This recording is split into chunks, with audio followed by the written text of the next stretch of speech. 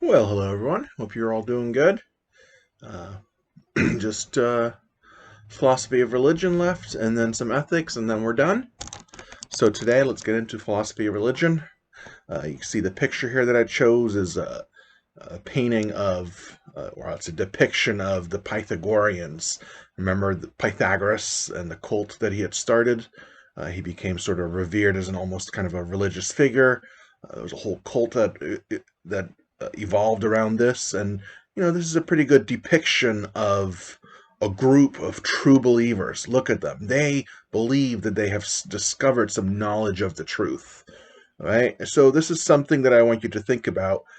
It's not actually something we're going to talk about about a bunch, but it's something interesting to think about religions and all the different religious groups that exist, and the way that certainty can creep in there. Right? Do you see that? I mean, hardly anyone really thinks that they had it right, but they were convinced that they did. Right? They thought they had true knowledge of the truth about ultimate questions about the world, like God and the afterlife and things like that. And so this is philosophically interesting because this touches on some general philosophical themes, right? Metaphysics is interested in those kinds of questions. How can we know what reality is really like, and especially when it comes to difficult things like God and the afterlife and what it all means and where we all came from. And also epistemology, which has to do with, well, how do we know?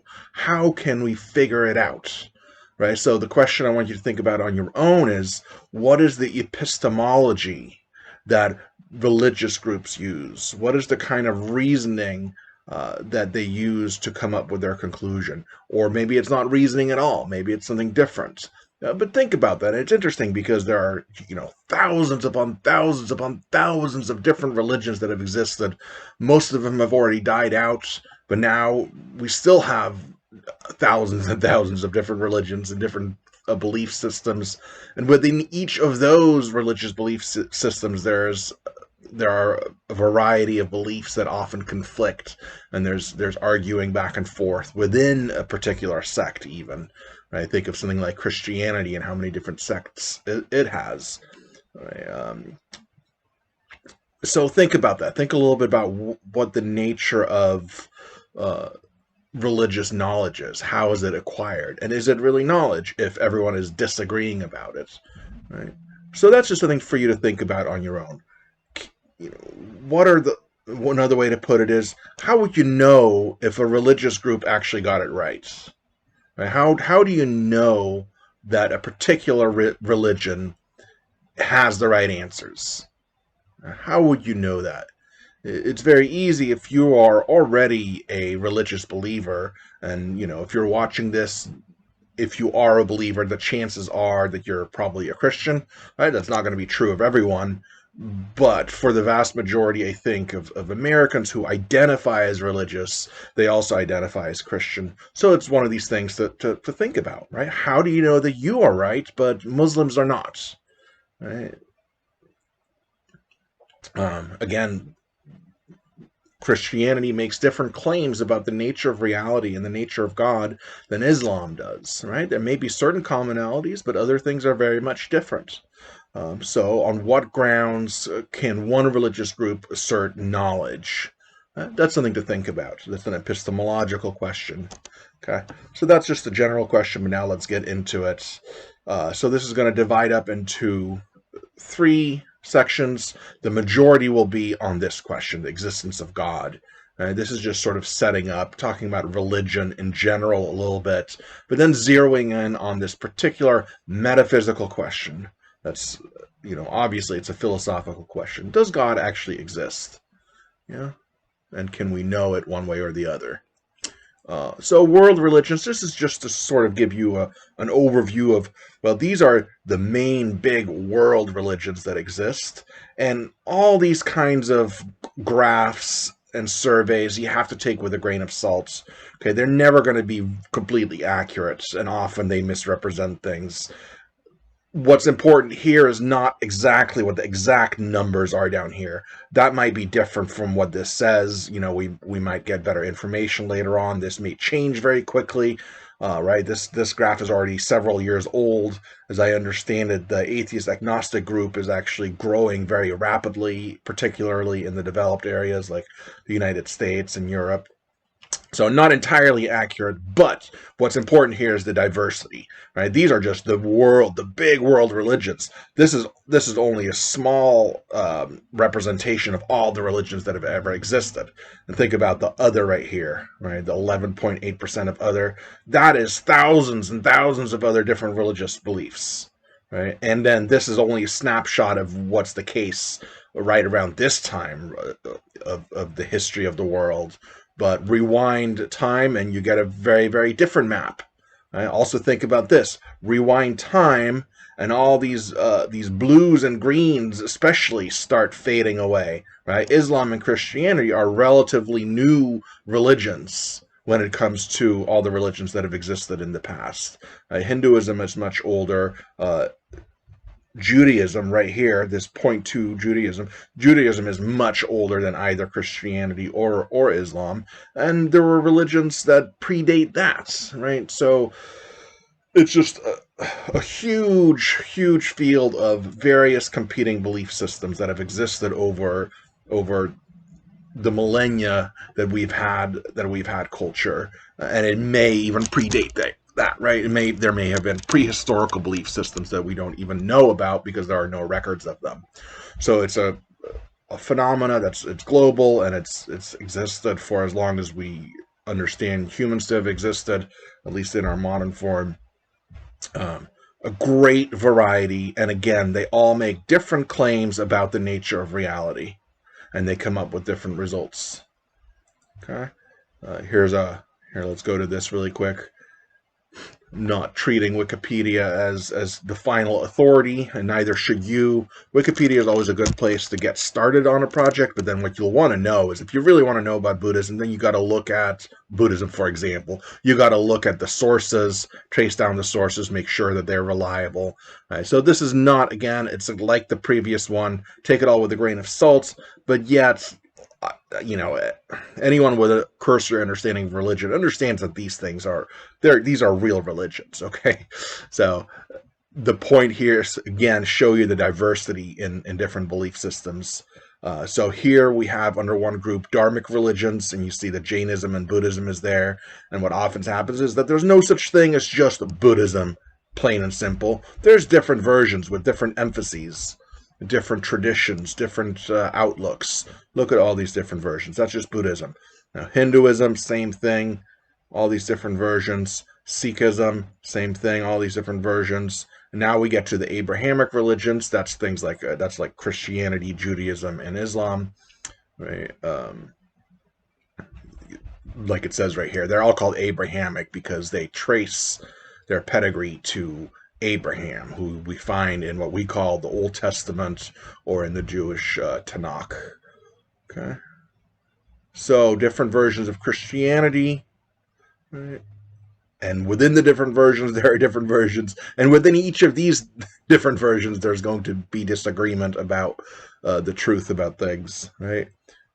Protestantism, lots of different versions, right? Baptist, that's one of the main sects of Christianity that you would find here. Lots of Baptist churches around Humboldt. Okay. Lutheranism. You've probably heard of that. Look at all these different versions. Look at all these different versions of Christianity. Gnosticism, this is still a version of, there are Christian versions of Gnosticism. Well, early Gnosticism was largely Christian, depending on how you define that. That's another problem, of course. Mandeanism, this traces back from John the Baptist. So if you know about the New Testament, John the Baptist makes an appearance there. He was a historical figure.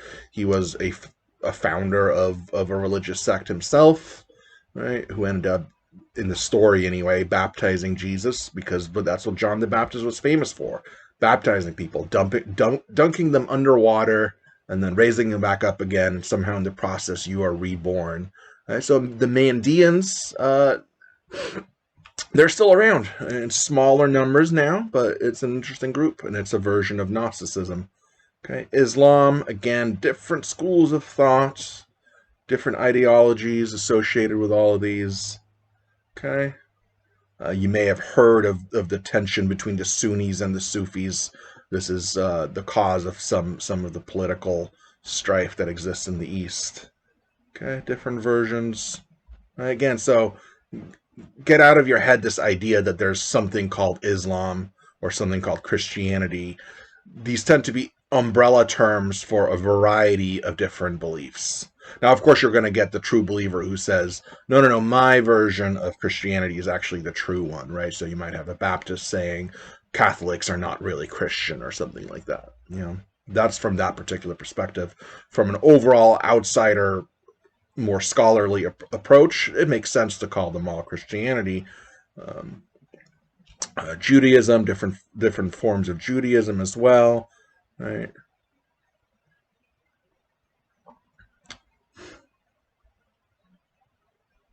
I'm going to go through all these. I just want you to get a sense of the sheer variety and number of religious beliefs that exist, who are all presenting their own version of reality. Now, you might find certain commonalities, certain universal features, or at least in a lot of these religions, and that's all good and well. But of course, the more you zero in on those universal features, the farther away you get from what the religion itself is actually saying. So some people are tempted to say, well, Islam and Christianity are really saying the same thing or something like that. But of course, if they were, then you would just call them one thing, right? What makes Islam Islam is that it has distinct beliefs about the nature of God from, say, Christianity. The standard example is always within Christianity, at least most versions of it, Jesus Christ is actually God in some sense, right? The Son of God, but really just one of the three persons within the Trinitarian Godhead, right? Whereas a Muslim is going to say, no, Jesus was a prophet, just like Isaiah or something like that. There's a long line of prophets, and Jesus is one of them, and Muhammad is the final prophet, the seal of the prophets. And so, in their view, God never became a man in the form of Jesus. That's a huge point of disagreement between the two. And if you try to get away from that disagreement, then you're just erasing what makes Islam unique and what makes Christianity unique, which might be fine. I'm just pointing it out. Right. Okay, different religions. Cargo cults religions are very interesting. These are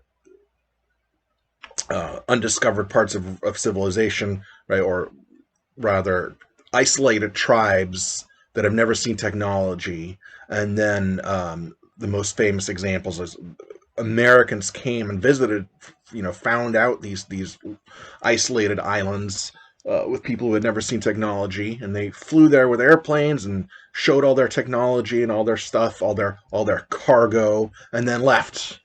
And the inhabitants built religions around this, right? Because here come these people with these amazing technologies, and that seemed to them as though these people were like gods, right? So these people started being worshipped as gods, and they started doing things to try to make them come back, right? Hoping that they would come back and bring more of their precious cargo. Look these up; it's very interesting. Look up cargo cults. Okay. Polytheism, ancient polytheism. Right? Polytheism means more than one god. We'll look at some of the terminology in a little bit. Okay. I need to just scroll through this because there's so much. Okay, back to this. So the idea being lots of different religions, right? Okay. So we're going to look at a few different themes.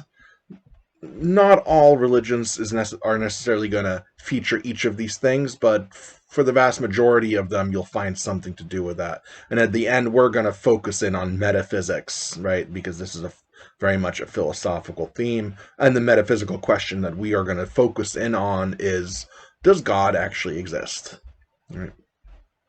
So one of the first things to notice about religions is that communities form around the central tenets of a religion, right? So around ethical ideas, moral ideas, also around their God concept, what they think God has done in the past, how God has communicated, things like that. So communities form around different religions, and then you see that take shape in different ways, right? These are probably all pretty recognizable to you immediately as being these are religious groups, right? This one here might be one that's familiar to you, right? This is sort of a Baptist youth group kind of a thing. Same kind of thing. Communities form around religions, right? And this can be seen as a positive thing, right? Perhaps, at least to the people within the group. There may sometimes be a little bit of a problem with the idea of an in-group and an out-group dynamic, where you sort of see others as not quite getting it or not being quite right, right? Where each of the individual groups, like I said earlier, like the Pythagoreans, they're quite convinced that they've got it right. If only other people would see it, then they would join them. That kind of a mentality can arise. But for now, just notice this is a general theme, right, that is associated with religious belief. The formation of individual communities around the central tenets of those religions.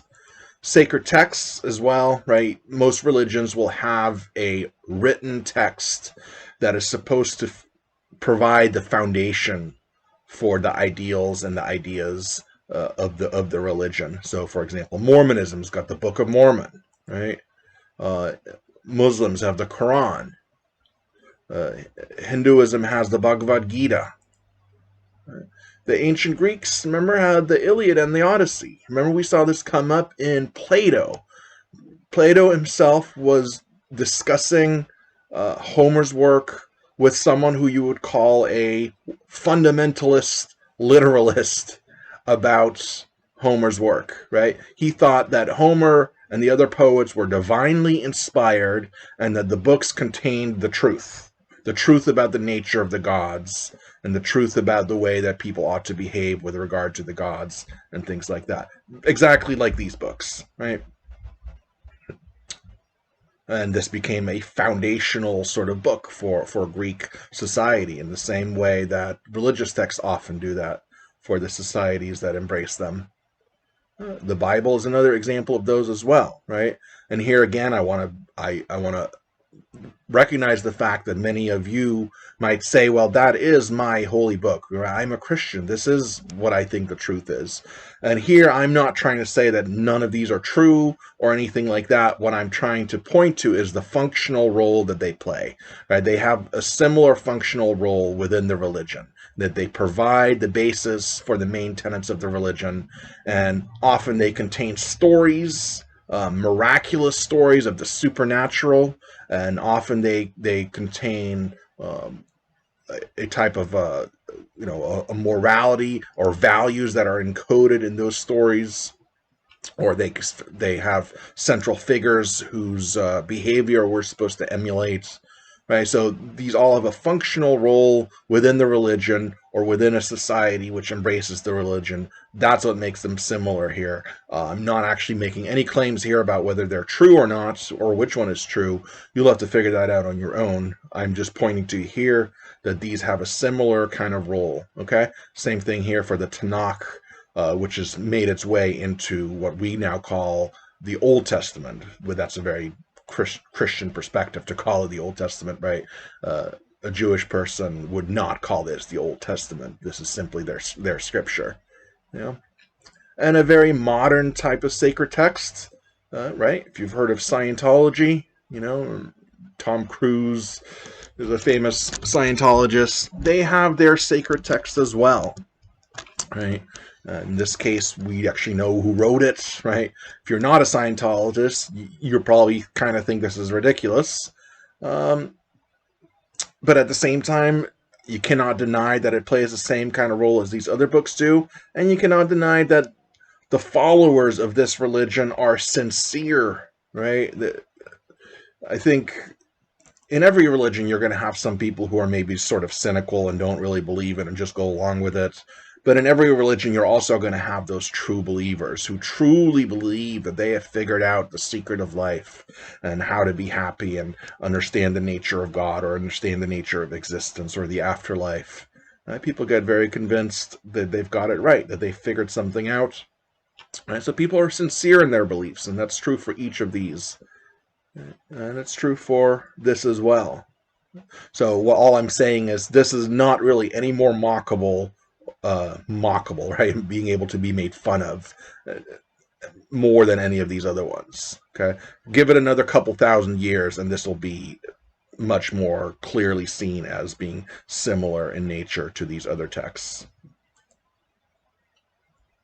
Ritual often is associated with religions as well. The word ritual is interesting. We tend to associate ritual with things that people not in our group do, right? So for them, they might not think of this so much as a ritual or use that word. This is simply a way of life. This is simply an expression of who they are, and they don't see it as this sort of a ritualistic step-by-step thing. It's just familiar to them, right?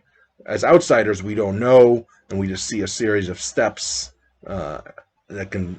we call it a ritual. From within the religion, it's much more of a way of life. So, for example, if you were raised on something like the Eucharist, right? This is in a Catholic context, if anyone's aware of this, right? This is the Eucharist, where you take a sip of wine and you eat a cracker, and it represents the blood of Jesus and the body of Jesus.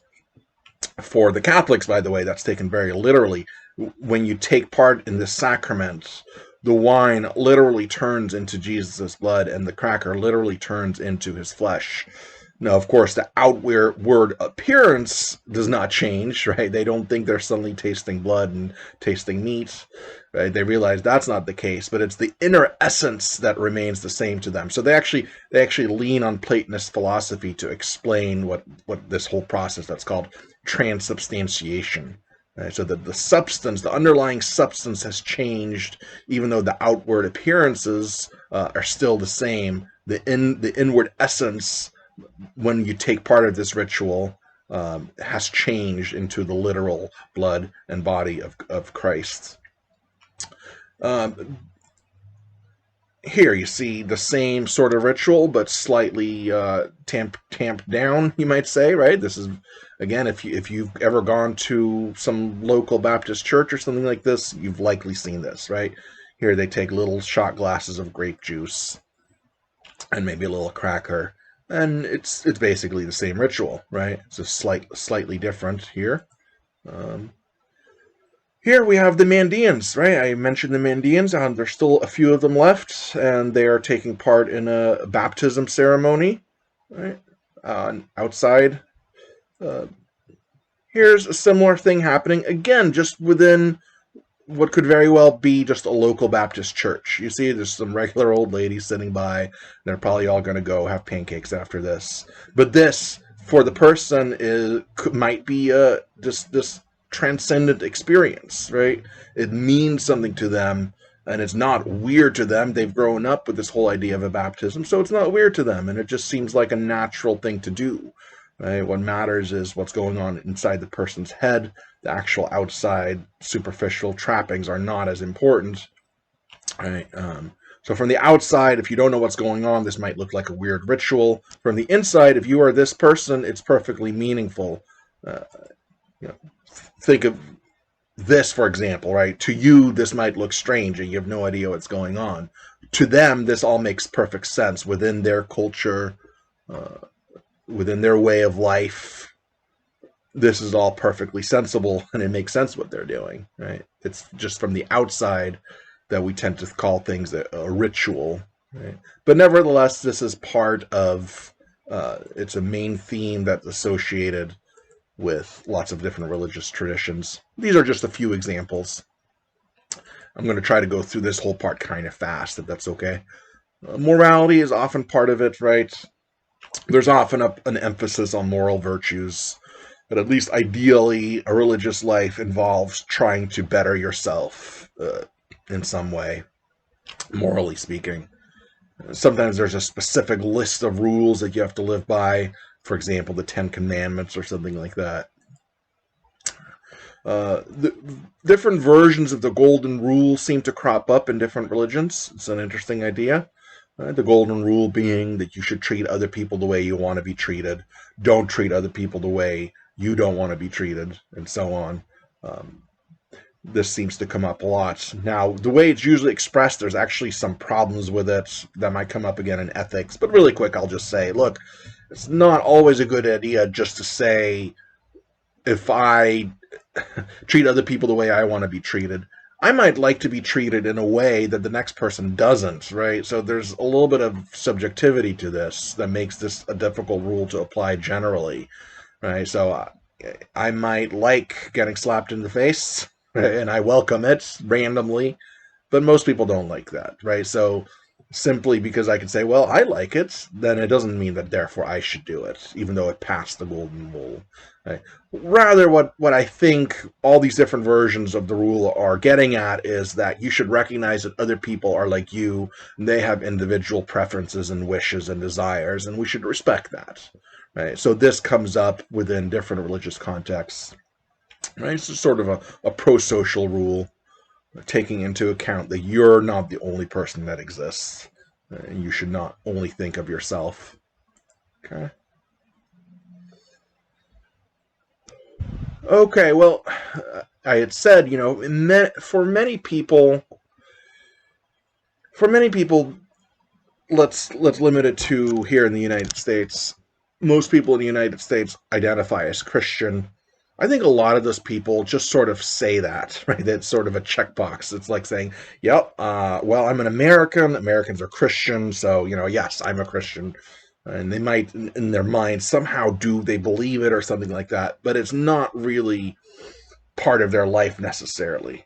Whereas for a lot of people, their religion becomes an entire way of life. It becomes a way of structuring their entire life. It becomes a kind of a filter through which they see things. Right? So that here's a good example of something that someone might share for whom their faith in God is just all-encompassing.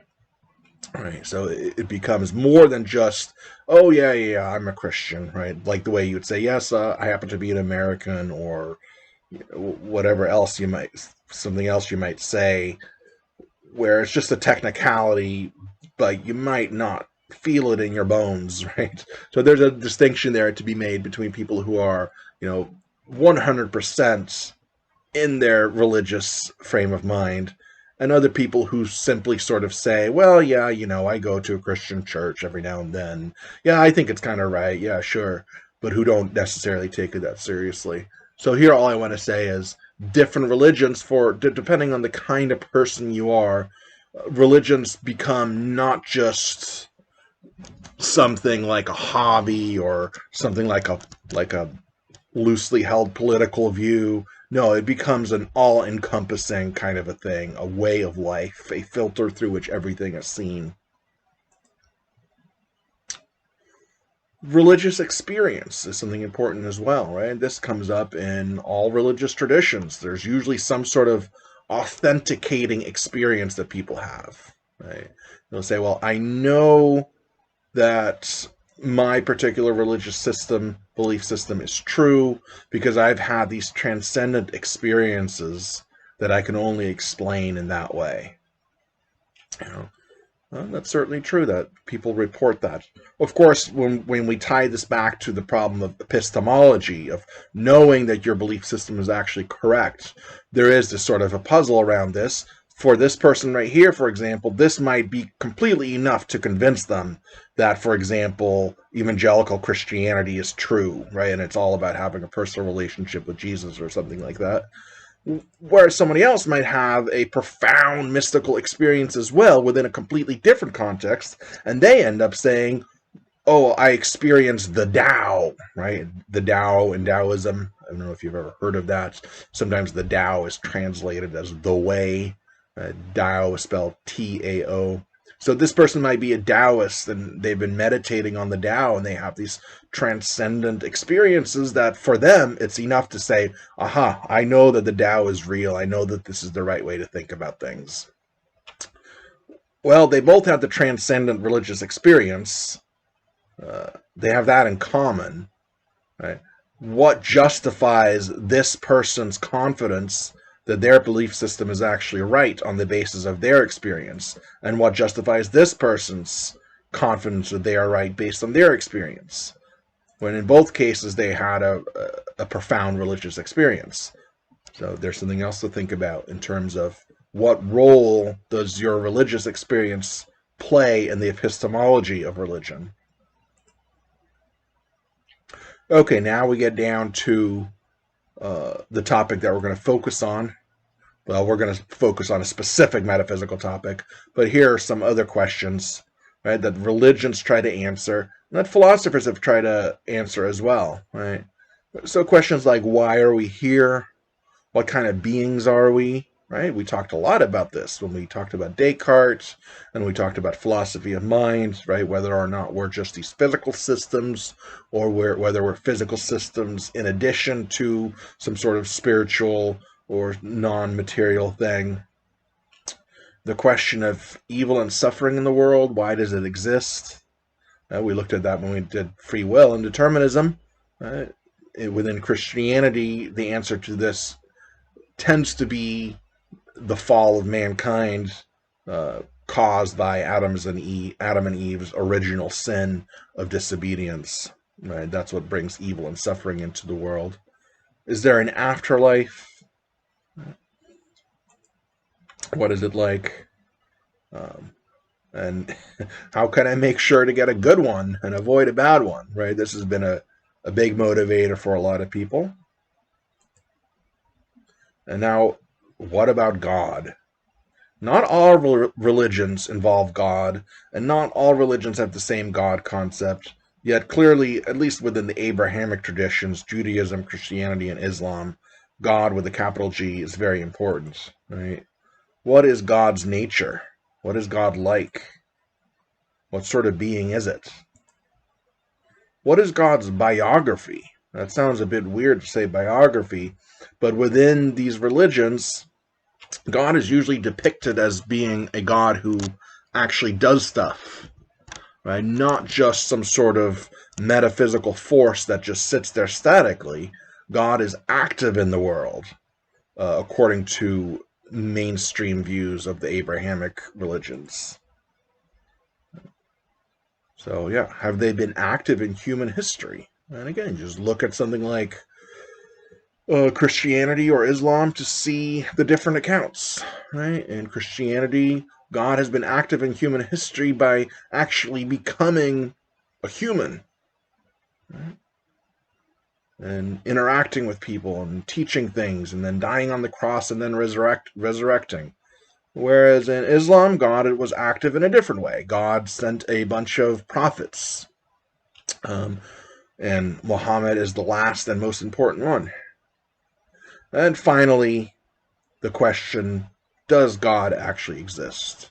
And we're going to have to zero in on the God concept that's associated with the Abrahamic religions, because we have to make a choice. As you'll see, there's so many different God concepts. We're going to look at the one that's been the most prevalent in history with regards to those three main world religions.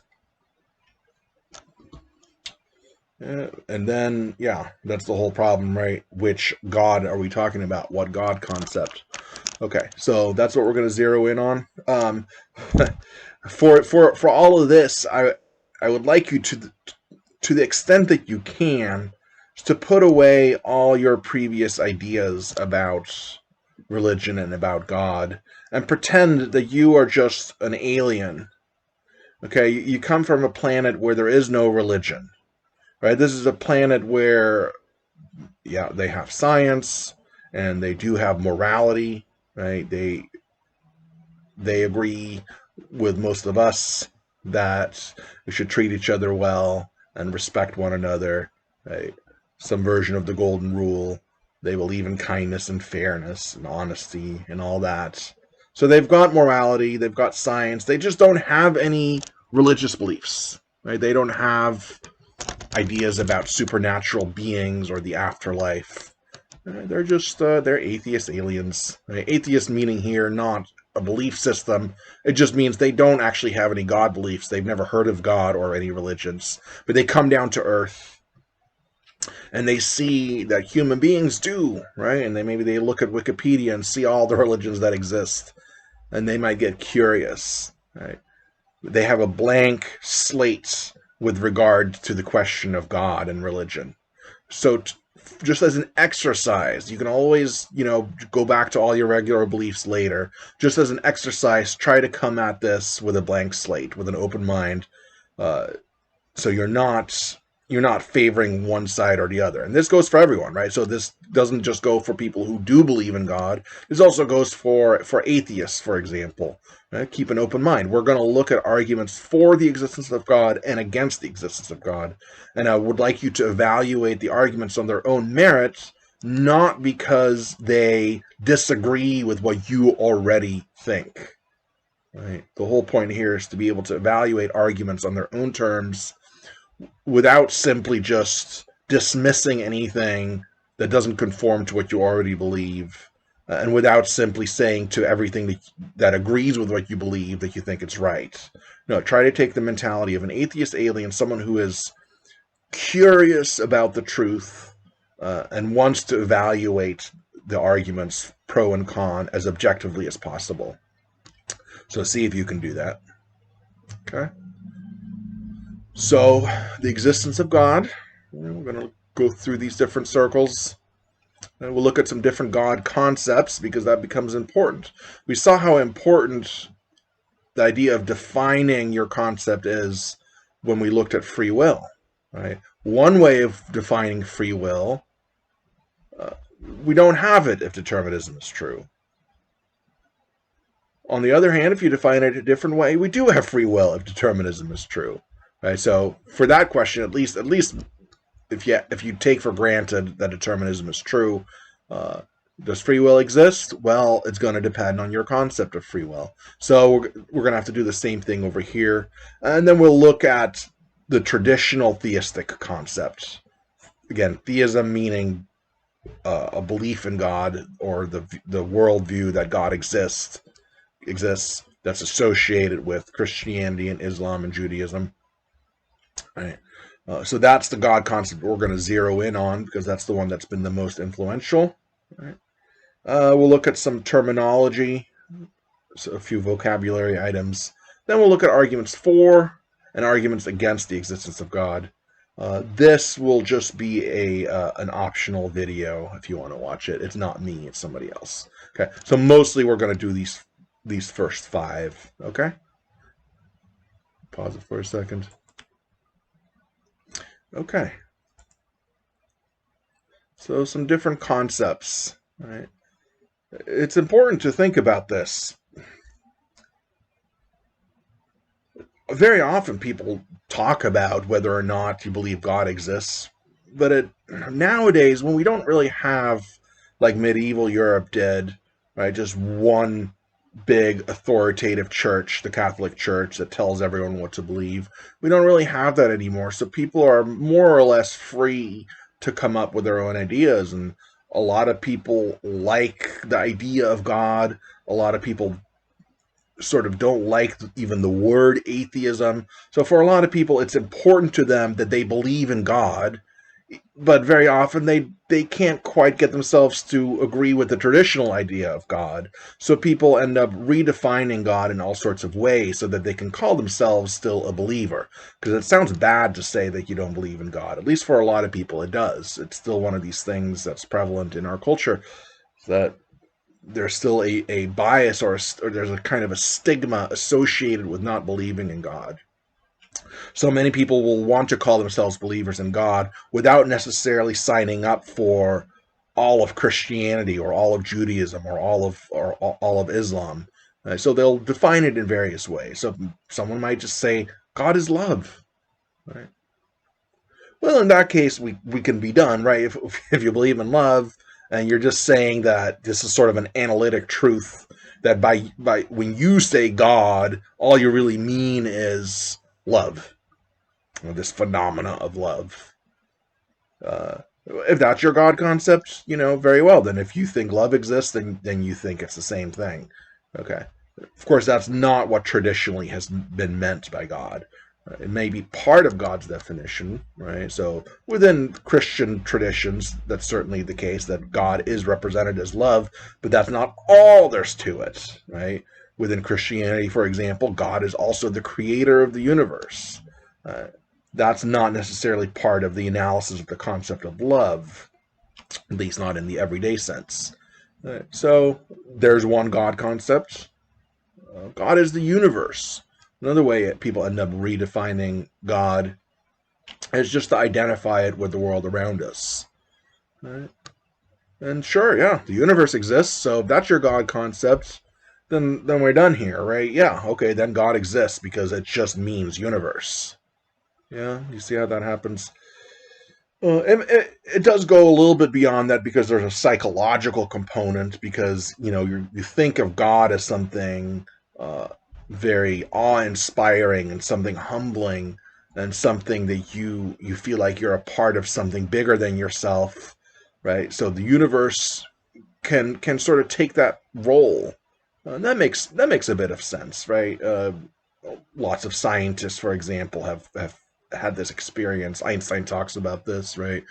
Just the awesomeness of the physical universe around us, and how humbling that is, and how you understand that you're just one part of a very large reality.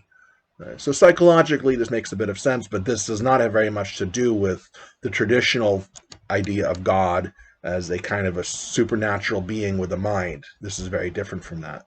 So again, this is your God concept, then God exists, right? Because it's just the universe. This is tied in with this, right? That simply put, God is something bigger than myself. So a lot of times people will say something like, "Yeah, I believe in God. I believe there's more than just myself. I believe in something bigger, something higher." But that's awfully vague because that's compatible with all sorts of ideas, right? That's completely compatible with complete atheism, right? An atheist does not have to deny that there's something bigger than themselves. Of course there is. I mean, this would just be pretty basic uh, to anyone who doesn't believe that only they exist, right? Most people believe that there is more to the world than just you, right? We mostly believe that we do live in a big giant universe like this, and we believe that there's other people. We believe that there's societies, and we believe that we are actually reliant on this network of people working together. So there's always something bigger than yourself. Um, but I feel like the person who says God is something bigger than myself, if they're not talking about the traditional God, I think they are, again, just sort of redefining the word so that you can still say you believe in God, but you mean something very different by it than what is traditionally meant. Again, like I said, an atheist can believe in something bigger than themselves. It doesn't necessarily mean that they're going to say they believe in God, right? Or God is what ultimately explains everything, right? This idea has come up before, since the beginning of human beings trying to figure out the world and noticing all these mysteries. It's very tempting to simply postulate that there is a being who is very smart and very powerful who's behind it all. And of course, that would explain everything, right? Um, you don't even have to say that it's a being with a mind to get this going. You could just say God is like a variable, like an X, that it's something, I don't know what, but it's whatever explains everything. In that case, you don't necessarily even have to be dealing with a traditional God either. It's just whatever it is that ultimately explains everything. Another God concept, right? So that might be the traditional God, but it might also just be whatever it is that does explain everything. Maybe that's not a being. Maybe that's not a supernatural being with a mind. Maybe there's just some sort of universe generator that has always existed. Right? Who knows? Right? So that's why we've got a question mark here. God is each of us. Remember that old song? What if God was one of us? Just a stranger on the bus, just a slob like one of us. And this is a popular idea. This has gained popularity more recently, although it's been around for a while. Just the idea that we all carry a spark of the divine within us, and there's no sort of being out there that exists separate from us as a separate mind. God, rather, is something that unites all of us, or something like that. Uh, Also, that's not a traditional view. The traditional view is that God has existed always as a separate being with his own mind, who then created the universe and human beings in it. Or maybe you've got Plato's concept, right? Which is very much a kind of a God concept, where the God is the form of the good. Because remember, in Plato's metaphysics, everything sort of emanates out of this ultimate highest form, this greatest, highest form, the form of the good. Everything sort of falls out of that. Right? So that might be your God concept. So again, so for each of these, does God exist? Well, which God concept are you talking about? Right? It makes a difference. You got to specify. We have God is kind of a weird word, right? Or a weird name, whichever way you want to think of it. People use it differently, so you got to specify which one you mean. This is a popular one as well. God is energy.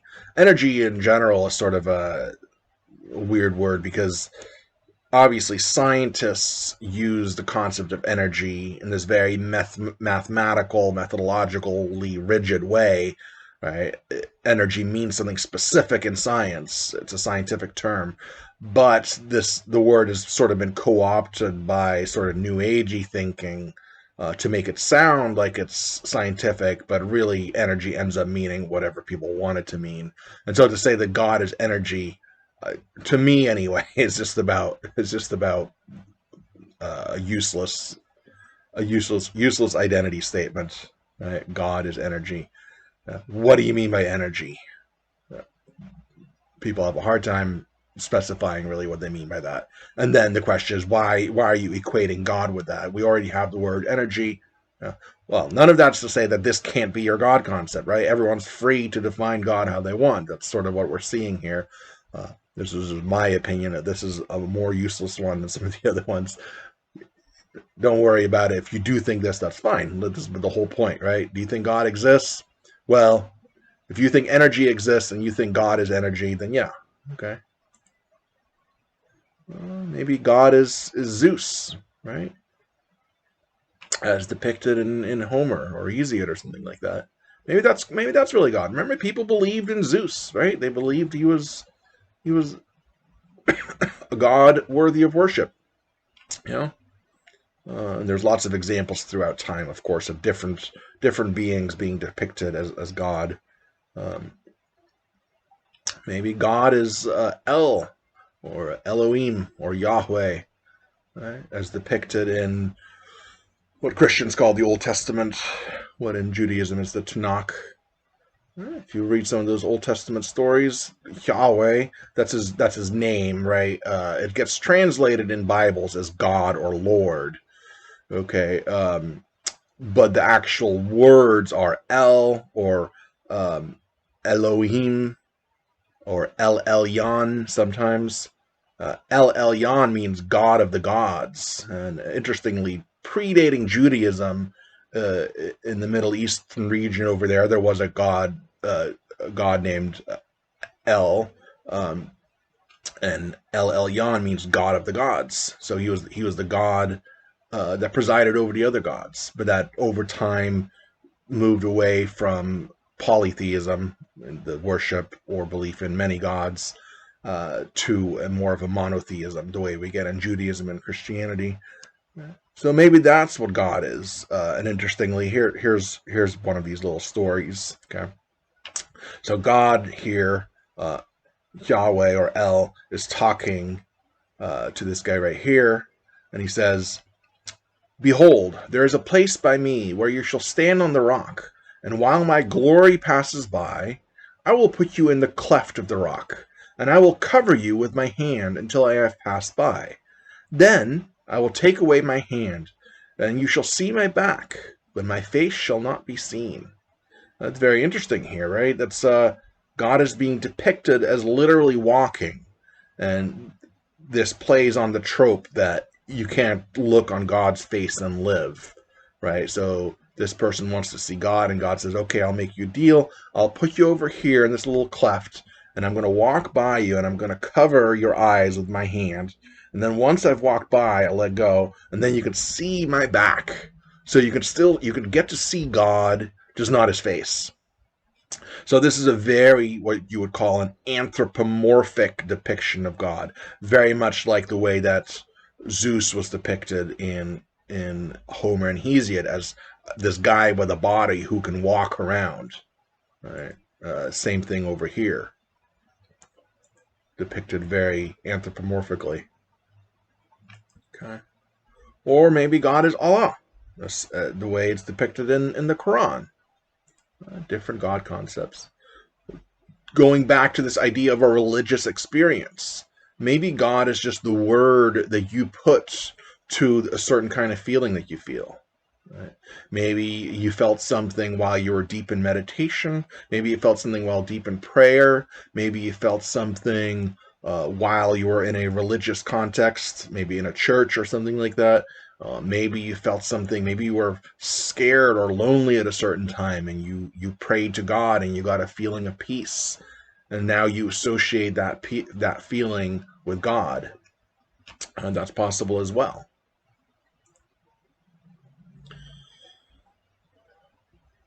Here's a modern theologian's definition of God. A theologian is someone who thinks about and writes about the nature of God. And theology has existed for a long time. It still exists. So here we have a very modern, or I should say postmodern theologian, Paul Tillich, who actually argues that the traditional idea of God is actually way too anthropomorphic.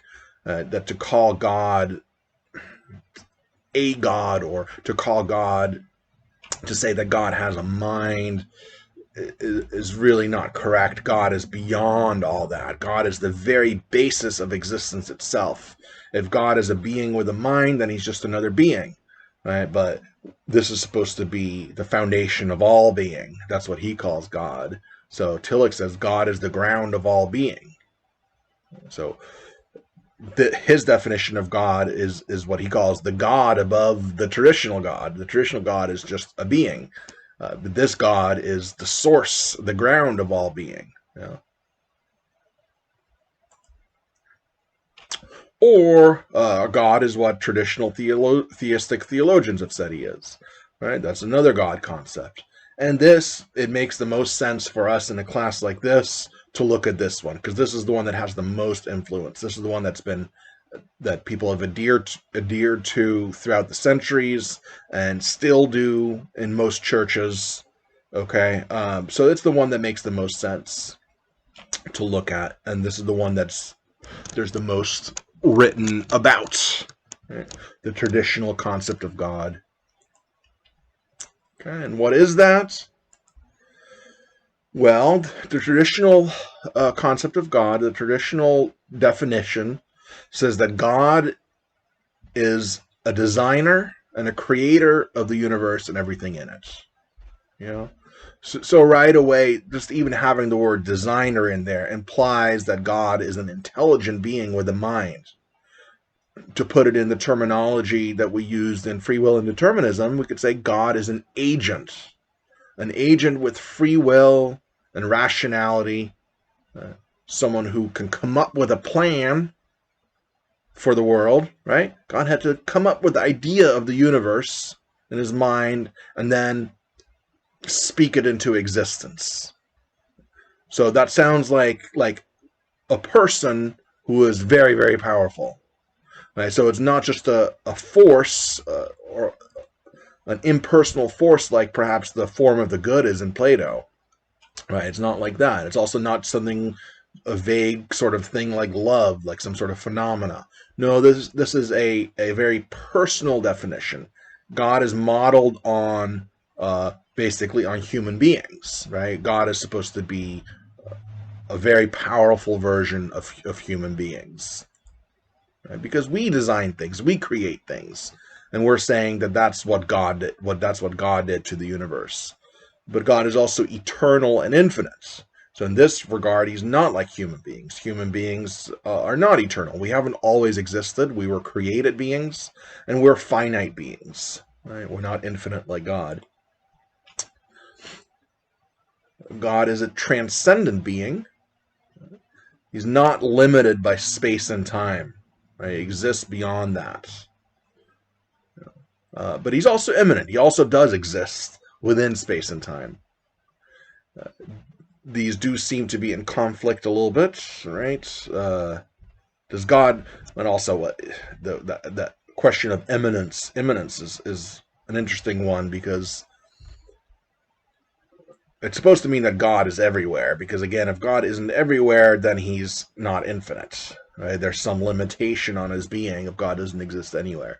But that begs interesting questions. For example, the idea of hell plays a role in Christian and Islamic theology. Is God in hell as well? Interesting question. We don't have to get into that, but it's something to think about. He's a transcendent being. He exists beyond space and time. This is also difficult to wrap your mind around, because God is the designer and creator of the universe, right? The creator of space and time. What was he doing before there was space and time? If there was no time, how could he be coming up with plans for the universe? So interesting questions to think about the relationship between these different definitions. Okay, but so far these are all just traditional definitions. God is perfect, right, in every way. God has no imperfections. God has what are called the 5 omnis. He's omnipotent, which means he's all-powerful. God can do everything that it is logically possible to do. God is omniscient. He knows everything that there is to know. God is omnibenevolent, right? God is all good. He's always good. He's good to the maximal degree. And he's omnipresent, exists at all places, right? This goes back to this, that God exists both beyond space and time, but also within space and time. And omnitemporal. There's no time at which God does not exist. Again, if there was, that would mean that God is finite, but God is supposed to be an infinite being. I think most importantly for all of this is that God is conceived of as a personal being. God is depicted as having emotions. Now, there have been medieval theologians, Christian theologians, who disagree with this to some extent. However, what you end up learning in churches or in mosques or in synagogues, very often God is depicted as having emotions. And when you look at the scriptures, it's all over there. God gets mad about stuff. God loves, right? God so loved the world that he gave his only begotten son, things like that. God gets disappointed. This sort of stuff happens within scriptures. God is depicted as having emotions. Even the idea of creation, this is supposed to be the result of a desire to share his love, right? A desire, right? So God is depicted as having emotions, having desires and values. God has knowledge. These are all things that we say about persons, people, right? Specifically, the only kind of persons that we know about, humans, right? Nothing else that we know about in nature has this, to at least to the extent that we do. You might say that animals have some emotions or desires or some sort of knowledge. Right? God has thoughts.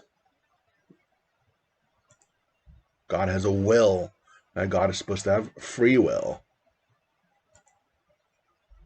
And God acts and reacts in real time. This is the view known as interventionism. God intervenes in the world, intervenes in history. This is the whole idea behind prayer, right? When you pray to heal someone, for example, you're hoping that this being with an actual mind hears your request, understands your requests, and then grants it or denies it, depending on what his wisdom and goodness dictates, right? That's the whole idea. You're appealing to this person, right? This personal being who cares about human beings and who can listen and react in real time. You're hoping that God will hear your prayer and grant the request. You're hoping that they will intervene supernaturally and heal whoever it is that you want to be healed. Right? Or some people pray to pass a test or a quiz, which is really funny. You're asking God to help you cheat, basically. But people do pray for all sorts of stuff like that, right? That would be pointless if God was not an interventionist God, and it would be pointless if God wasn't a personal being. And finally, this is important for traditional religions, that God somehow deserves our love and worship. Worship is an important thing in the Abrahamic religions. At least from I know this, the one that's closest to home for most of us is Christianity. That's the one we're most familiar with. Certainly there, worship is a big part of it, and the whole thing is that God wants us to love him. That's one of the reasons that he created us. Right. So all these things define God as a kind of a super person, right? Kind of a human being, but maybe like a king, right? And often God is depicted as a king. He's the King of Kings. And what did the ancient kings want? They wanted people to worship them, right? Same sort of thing. But they also want love. This is all only possible and only makes sense if you conceive of God as this sort of a super person, a supernatural mind that has the attributes of human beings, but to the umpteenth degree, right? To an infinite degree. We know some stuff. God knows everything. We can sometimes be pretty good. God is good all the time. We have power to do lots of cool stuff. God has the power to do everything.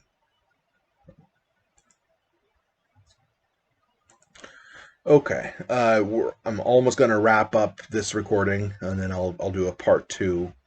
Okay, so just get this sort of in your mind. When we're going to talk about the existence of God, it's something like this that we're going to talk about. Now, we can zero in on some of them and say, well, maybe not that part. Maybe that doesn't make as much sense, or something like that, if we need to. But something like this is what's underpinning the traditional idea of what God is. Okay? And so, again, it's totally fine if you have a different God concept. It's just that most of our discussion won't really be about that. You could still ask the same kind of questions that we're going to be asking, right? We could still ask, well, what's your argument for that? How do you know that, you've got that God concept, but how do you know anything like that corresponds to it in reality? Right? So you can still ask yourself that question, which is what we're going to do here, right?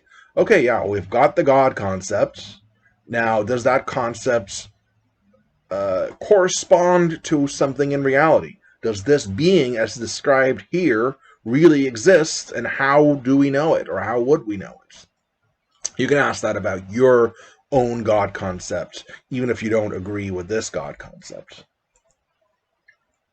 So before I wrap up, I just want to say a few things about traditional theism and this whole idea of anthropomorphism. You know what anthropomorphism is? It's where you attribute human qualities to something that might not actually have it, or that perhaps doesn't have it at all. Mickey Mouse is an anthropomorphic mouse.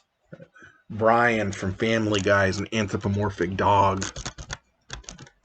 Sorry, I actually have my laptop positioned on my lap because it's more comfortable for me that way for some reason, but it does mean I move around a bunch. Sorry about that. So anthropomorphism, attributing human qualities to things which might not actually have those qualities. Remember Xenophanes at the very beginning of the course, one of the pre-Socratics? He made this observation, very astute observation for someone so long ago, doing some kind of anthropology here. Mortals suppose that gods are born, right? That gods are actually born, like humans, right? They wear their own clothes and have a voice and body. Ethiopians say that their gods are snub-nosed and black. Thracians that theirs are blue-eyed and red-haired. So he's pointing out this general phenomena that when we talk about gods and the gods that explain the various phenomena that we want explained, people tend to attribute their own qualities to that being, to that supernatural being. So is there any anthropomorphism going on in the traditional theistic definition of God? That's the question here, right? Here, let me go back for a second. Certainly, in contemporary theistic religions, they don't really think that God has a specific body like this. They don't think God has a specific nose shape, right? or eye color. We've gone beyond that idea. So sometimes people talk about, sometimes slightly skeptical people who don't know a whole lot about religion or God will say something like this.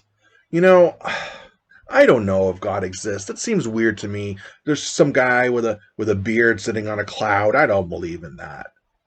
Now, if you were to say something like that to your run-of-the-mill pastor at your local church, they're going to say, oh, stop right there. We don't believe that either. We don't believe that God is a guy with a beard on a cloud.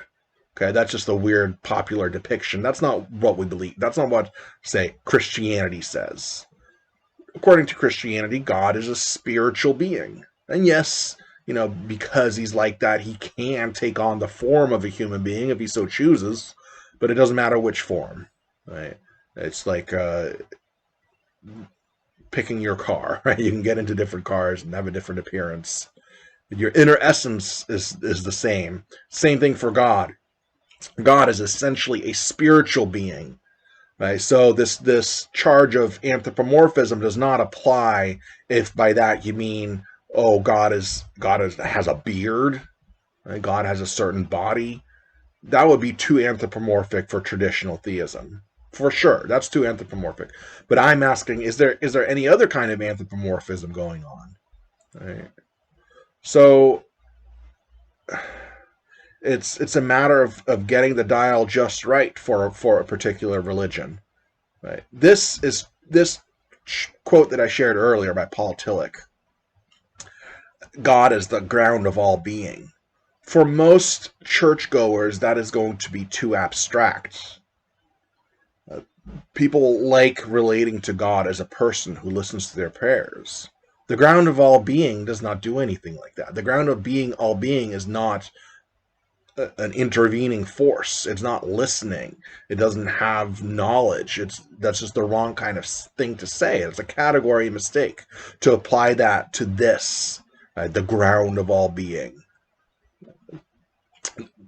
That's way too abstract for your average religious person, because your average religious person likes to relate to God as a person, not as this sort of an abstraction.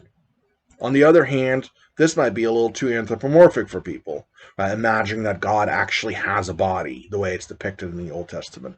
So nowadays, Christians will just reinterpret it as saying, oh, well, this is just the form that God took. Right? He just put on a body for this person. That's not really what God looks like. Even though that's how it's described in the scripture, it's reinterpreted as being symbolic or something like that. Right? So God actually having a body or a white beard on a cloud, that's too anthropomorphic. God being just this abstract idea, that's too abstract. Right? So traditional theism has to be somewhere in the middle in order to appeal to the average churchgoer. But it's a fine line to it's a fine, what's the thing I'm trying to say? It's a delicate balance you have to find between the two, right? It can't be too anthropomorphic, it can't be too abstract. Now, with all that said, you might still wonder, well, how come everything that we're saying about, or so much of what we're saying about God in the traditional view, we're attributing all sorts of human qualities. These are not physical human qualities, but nevertheless, these are very human-like things, right? Having emotions and desires and values. So it's still a possibility that we're projecting human-like qualities to something. That's just a question for you to struggle with. Okay? It's not anything. I'm not making a grander point about that. I just want you to think about this relationship between a very abstract conception of God and one that's too anthropomorphic, and then where's the correct? How do we dial this in correctly?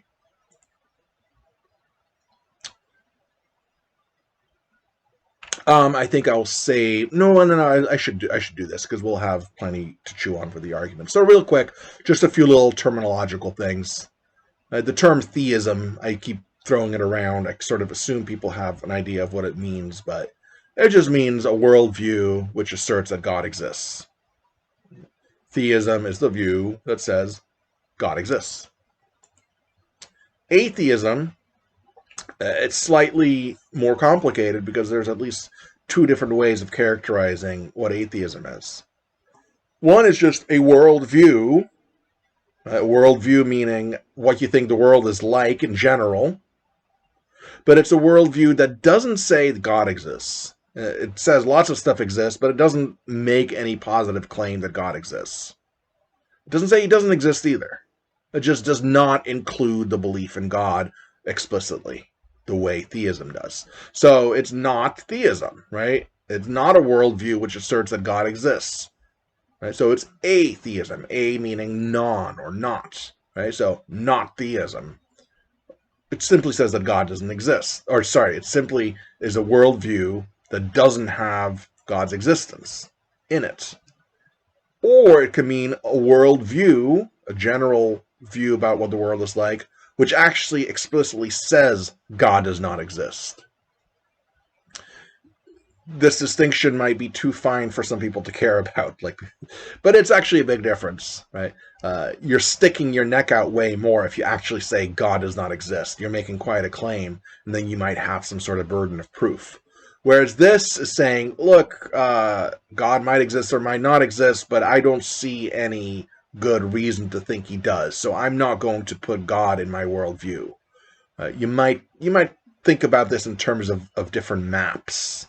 Remember the old-timey maps that would say, here be dragons, right? So a dragonist, like a theist, says, here be dragons, right? You've got a worldview, that's the overall map, that says has lots of things. Here's mountains, here's rivers, here's an ocean, here's dragons, right? A worldview says lots of stuff about what the world is like, and it says God exists. So that would be a dragonist, someone who believes that dragons exist, someone who put dragons in their worldview on their map. Or you can have a map that simply says nothing about dragons. It just shows you the mountains, it shows you the oceans, it shows you whatever, it shows you the rivers and the landscape. It just doesn't mention anything about dragons. Well, would that be a dragonist map? No, it would not. So technically it's an adragonist map. There's no representations of a dragon actually existing on that map, on that worldview. Just like an atheistic worldview might be one that says lots of stuff about the world, it simply does not say anything about God or gods. As opposed to a map that actually says, no dragons here, right? That actually explicitly says no dragons. Yeah. So if your map says that, you're actually making more of a claim than a map that says nothing at all. Okay, so both of these, I think, are legitimate uses of the word atheism because they both mean not theism, right? So atheism is anything that's not theism on this definition. And theism, again, is an explicit commitment, an assent to the idea that God exists. Right? So if someone were to ask you, do you believe that God exists? And if you can simply say, yeah, for sure, yes, I do, then you're a theist. If your answer is anything different, then you're an atheist. Even if you say you're an agnostic or something like that, without the actual explicit belief, it's technically atheism. I just mentioned agnostic. That'll be one of the next ones, in case you don't know what that means. Very often, I should add to this, people who have this as their version of atheism, they will usually say this is a matter of probability, right? They might say it's possible that God exists. It just really doesn't seem like it, so I'm going to say probably not. In the same way that someone might say, I believe Bigfoot does not exist. Right? I would say that. I'm pretty confident saying that. Cryptozoology, as it's called, it's a big thing. People are always making these claims. They tend to just be based on nothing much. But all that said, I think it's possible. Maybe there is some sort of weird creature that we haven't identified that people have been seeing and spotting and calling Bigfoot. I think it's possible. At the same time, I don't feel that uncomfortable saying, Bigfoot probably does not exist. Yeah. So it's the same sort of thing. Even staunch atheists like Richard Dawkins, if you've ever heard of him, right? He wrote that book, The God Delusion.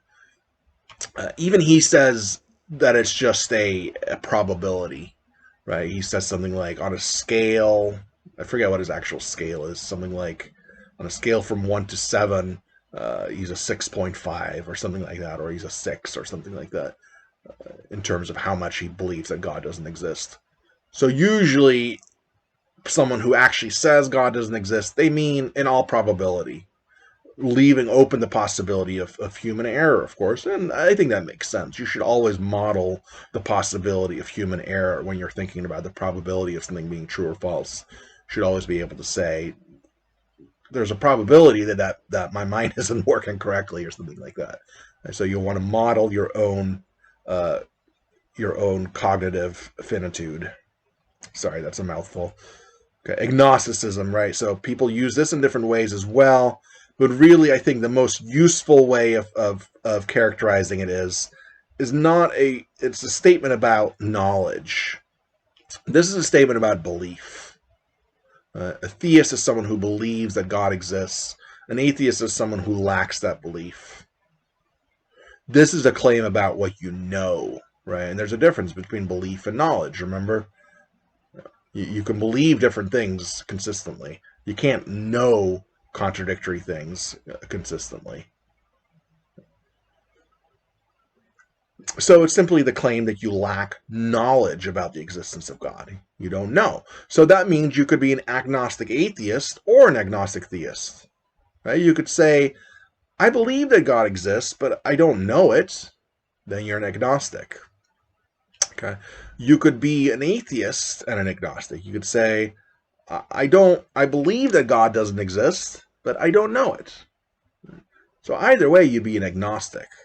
Now, a lot of times people use agnosticism to refer to something like what I would call 50-50 agnosticism, where you're really on the fence about both of them, and you're not comfortable affirming or disconfirming either one of them. You know what I mean? Okay, I can't ask you if you know what I mean, because you can't answer. I have to remember that. All I'm saying here is, okay, agnosticism just really means you're not claiming to know.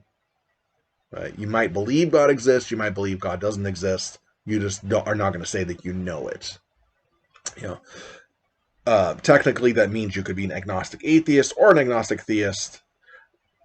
What I do want to recognize is a lot of times when people say agnostic, they're saying something like, I'm on the fence about it.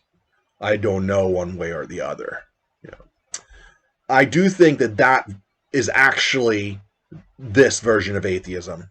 I think a 50-50 agnostic does not have God exists within their worldview. It's not a positive part of it. They're not going so far as to say God doesn't exist. And they're not saying God does exist, obviously, because that would just make them a theist. When you're unwilling to say God does not exist or God exists, then you're really here, because your worldview does not include a belief in God. It doesn't include a disbelief, but it does not include a belief in God. Now, that's my angle on it. That's my specific spin on it. This so far is all pretty much just in the literature. If you read up about these terms, this is what you'll find. What I'm saying here is a lot of times people by agnosticism mean this kind of 50-50 agnosticism. What I'm saying is a 50-50 agnosticism lands right in the middle. And that is a type of atheism. Because guess what? If you're not an atheist, you are atheist. Okay? Polytheism is simply just the worldview that says lots of gods exist. You know. Now, notice I switched from a capital G to a little g. Because I'm already assuming that we're talking about the traditional God here, who was a creator God, right? And lots of the gods that existed, or that people believed in, rather, were not creator gods, right? So most of those lowercase g's just can't be the uppercase G, because the uppercase G God, that's the name. Now that we turn this noun into a proper noun, we turn it into a name, and it's the name of the creator God, right? Which most of these gods are not, right? So if you think of a random Greek god like Dionysus or something, that's not a creator god, so Dionysus could not be capital G God. Okay, so, but here God means, supernatural beings like us with a lot of power. So it's not quite as exalted as capital G God, but it's just the same sort of a thing. Right? It's something above human beings, something more powerful than human beings. Again, right? We know things, gods know way more stuff. We're pretty powerful, gods are super powerful, very powerful. Right? Um, it's often said that polytheism is what defines paganism, whereas Judaism and Christianity and Islam are completely monotheistic. I don't think that's really right. A lot of polytheistic views did have a capital G God on top of the pantheon, right? The highest God who may have created the universe, although in Greek mythology that's a little complicated. But the main point I'm making here is if by gods here in polytheistic religions we just mean these supernatural entities that are more powerful than human beings, you have that in Christianity and Judaism and Islam. They're called angels, right? So the gods of the Greeks are very much comparable to angels in Christianity, Judaism, and Islam. So to that extent, I think they're just as polytheistic, but at some point it just ends up being an argument about semantics, I think. The point I'm making here is that polytheistic religions often had a god at the top, humans in the middle, and then these intermediary beings that we call gods. And then we say, oh, they believed in lots of gods, so they're polytheists. Even though in the Abrahamic traditions, we also have a supreme God at top, human beings at the bottom, and these intermediary beings that we just call angels rather than gods. Right. So polytheism can actually incorporate a supreme God, in which case, if they have that, they're in that sense monotheistic. Okay. There's deism, which is interesting. It's a worldview which says God exists, but it's not an interventionist God. Right? I've been saying that the God of classical theism is a God who interacts with the world, who listens to prayers and intervenes and does stuff sort of in real time, in reaction to what's going on in the world. Right? Deism says, no, God is not like that. God created the world. We need God to explain the existence of the universe and to explain the apparent design and order of the universe. But God sort of made the universe, set it up, and then let it go. And we're supposed to figure out what to do within it. This is a view that was popular during the Enlightenment era. This was a popular view among the founding fathers, even, right? You can research that yourself, but this was a popular view for a while. The idea of God intervening and doing miracles and stuff, that just seemed too superstitious for a lot of believers. And they thought, no, miracles don't really happen. God doesn't literally answer prayers. But, God did create the world and everything in it, but he's just sort of set it up as an experiment and then withdrew. Right? And that's it. Sometimes certain deisms even make God even less personal than that. Pantheism is the worldview that says that God is identical with the universe, so therefore not a transcendent personal being. It's not always clear exactly what is meant by this, because it could just mean what we said earlier, right? God is the universe. But if that's not adding any information to what we already mean by the universe, then we're just basically saying the universe is the universe. We're not really saying anything profound if we say that. So a lot of times, pantheism ends up being the view that God is the mind of the universe, or something like that, or in the same way that you are a body with a mind, so the universe is a body with a mind, and that's what we call God. So here, this just sort of depends. You'd have to ask the particular pantheist what they mean. It's not always well defined. Okay, so that's just some terminology. Um, so yeah, so next time, right, so we got pretty far. We did 3 of these. So next time we'll look at arguments for and arguments against. Okay, and remember to try to, whichever side we're looking at, try to adopt the mindset of the atheist aliens. And here we mean atheists in that middle sense, right? The aliens don't have beliefs one way or the other. They don't say that God exists. They don't say that God doesn't exist. They are simply trying to look at the case for either side of it and trying to do it as honestly as possible, with the least amount of bias. All right, so that's the kind of mindset you should adopt for this. Okay, goodbye.